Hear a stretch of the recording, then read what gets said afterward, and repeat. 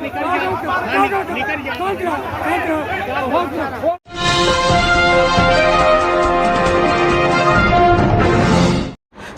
नमस्कार, मैं हूं नीरज पटेल और आप देख रहे हैं नेशनल जनमत। अभी वीडियो में जो आप देख रहे थे ये ब्राह्मण समाज का क्रूर, नग्न, नृशंस, भयानक जातिवाद है। पिछड़े वर्ग के लोग जो जातिवाद करते हैं, माफ करिएगा, वो जातिवाद नहीं, स्वार्थवाद है। पिछड़े और दलित वर्ग के तमाम सारे जाति संगठनों का जातिवाद अपनी अपनी जाति के सक्षम लोगों, अधिकारियों, विधायकों को बुके देकर उनके साथ फोटो खिंचाने तक सीमित है। असली जातिवाद तो यह है जो दूसरे वर्ग के लोगों को सताने के लिए, दबाने के लिए, प्रताड़ित करने के लिए एकजुट हो जाता है। इस वीडियो में जिस शख्स को पीटा जा रहा है वो प्रतापगढ़ के रानीगंज तहसील यानी कि कचहरी में प्रैक्टिस करते हैं और 1-2 साल से नहीं, 32 साल से अधिवक्ता हैं। नाम है राजेंद्र यादव। उनकी गलती यह है कि प्रतापगढ़ जैसे सामंतवाद के गढ़ में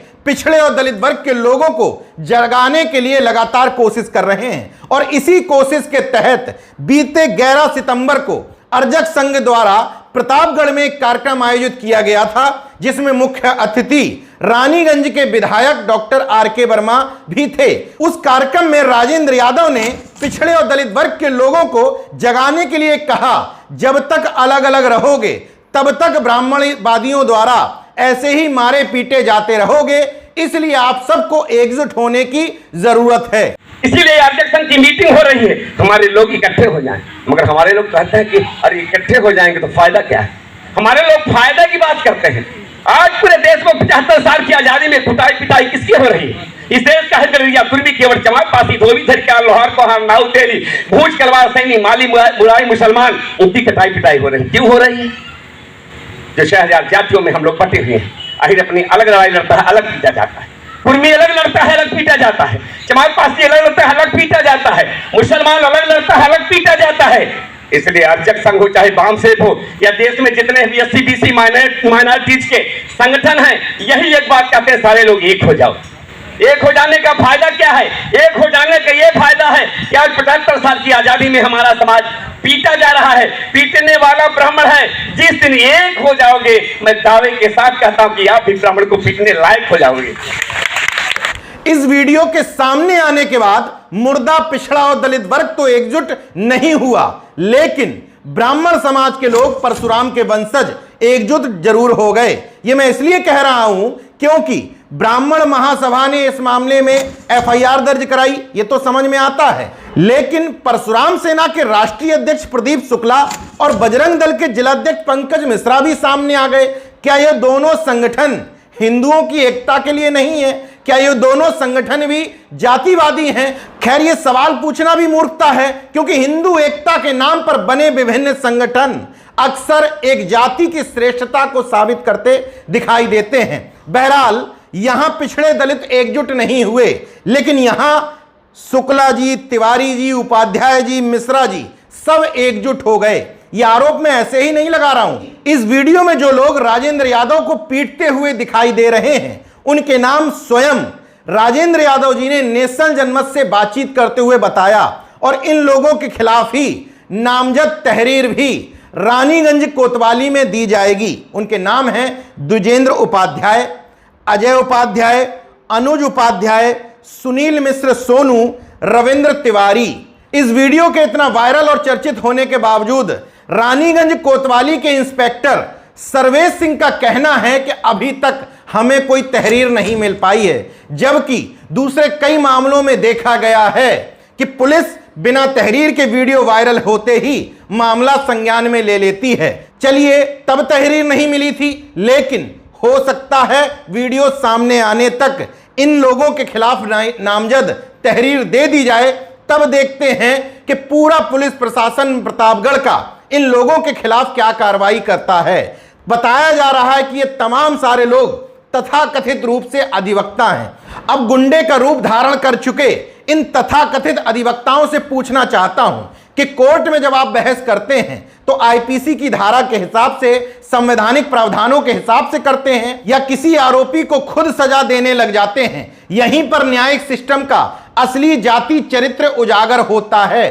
सोचिए कि इस मानसिकता के अधिवक्ता जब किसी का केस लड़ रहे होते हैं तो वो जातिवाद से कितना परे रहते होंगे, इसमें कोई संदेह नहीं है। इसलिए नेशनल जनमत लगातार पिछड़े और दलित वर्ग के लोगों से अपील करता है कि अपने घर से अच्छे अधिवक्ता, अच्छे पत्रकार, अच्छे लेखक, सामाजिक चिंतक भी पैदा करना जरूरी है।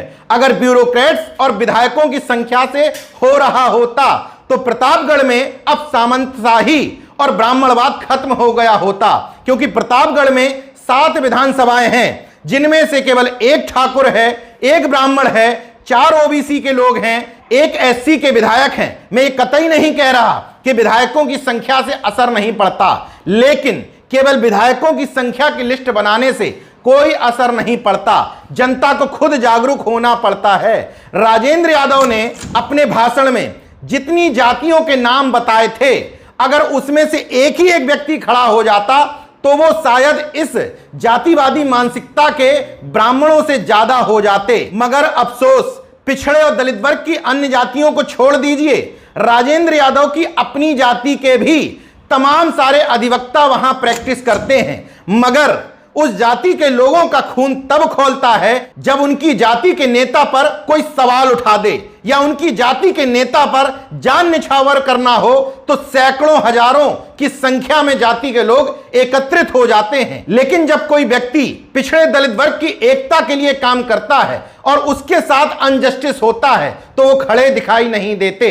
नेशनल जनमत हर तरीके से संवैधानिक बात करता है। मैं एकजुट होकर किसी पर हमला करने की बात नहीं कर रहा, मैं ये कह रहा हूं कि उसी कचहरी परिसर के अंदर तमाम सारे ब्राह्मण समाज के लोग एकजुट होकर के एक शख्स पर अन्याय कर रहे थे। इस अन्याय के प्रतिकार के लिए तो कम से कम खड़ा होना चाहिए था।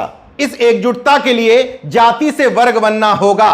राजेंद्र यादव नेशनल जनमत को बताते हैं कि सिर्फ ब्राह्मणों की संख्या अगर जोड़ी जाए तो 55 से 60 अधिवक्ता रानीगंज कचहरी में प्रैक्टिस करते हैं, लेकिन संपूर्ण ओबीसी एससी वर्ग को जोड़ा जाए तो यह संख्या 100 से 125 हो जाती है। लेकिन 125 होने के लिए आपको जाति से वर्ग की तरफ बढ़ना होगा। जब तक यह सोचा जाता रहेगा कि मेरे जाति का व्यक्ति, मेरे परिवार का व्यक्ति, मेरे घर का व्यक्ति थोड़ी पीटा जा रहा है, तब तक बारी बारी से सबका नंबर आएगा। राजेंद्र यादव ने अपने भाषण में जो संगठित होकर के ब्राह्मण समाज को पीटने की बात कही थी, वो भले ही दूसरे परिप्रेक्ष्य में कही गई हो, लेकिन उनके खिलाफ एफआईआर दर्ज हो चुकी है, पुलिस विवेचना का काम कर रही है। ऐसी परिस्थिति में ब्राह्मण समाज के लोगों का एकजुट होकर के उन पर सीधा हमला करना निश्चित तौर पर न्यायपालिका का न्याय का घोर उल्लंघन है। अंतर समझिए, उन्होंने वो बात केवल अपने भाषण में कही थी, लोगों को एकजुट करके किसी के ऊपर हमला नहीं बोला था। दोनों बातों का मूल अंतर समझ लीजिए। यहां सीधे सीधे शारीरिक रूप से क्षति पहुंचाने के लिए हमला किया गया है, वीडियो में कैद भी हुआ है। ऐसे लोगों पर एफआईआर दर्ज करके सख्त से सख्त कार्रवाई करने की जरूरत है, ताकि समाज में जाति के आधार पर कटुता और वैमनस्यता पैदा ना हो। देखते रहिए नेशनल जनमत, जागरूक और सजग बने रहिए। जय विज्ञान, जय संविधान, जय लोकतंत्र। धन्यवाद।